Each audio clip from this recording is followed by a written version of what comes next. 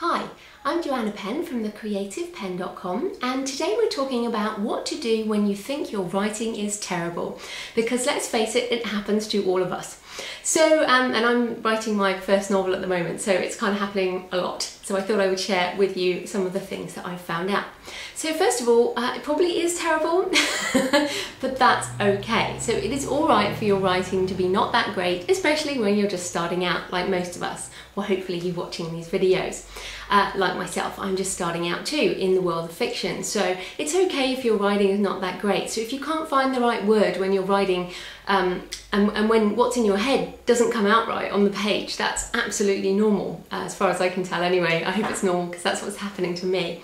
So first of all, be accepting of yourself and be kind to yourself. And the other thing is keep writing, because if you stop and go, oh, that's terrible, and go back and try and fix it, then basically you lose the ideas that are coming out of your head.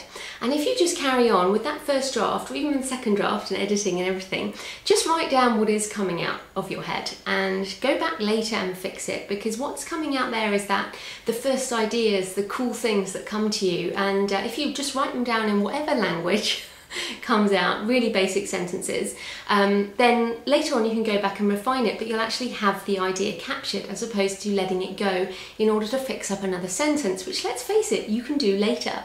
So that's really important too. So be accepting and keep writing. And then the third thing is, remember that you're going to edit it. So this is really good. And recently I was just writing this dialogue, and I was just writing what people were saying, and he said, she said, and then I went back later and I've added in action and movement so that the dialogue is not just on its own, it actually has movement in. So actually going back and editing later makes it much easier, but if you have something to work with, you can actually edit your book, as opposed to editing a blank page, which is impossible.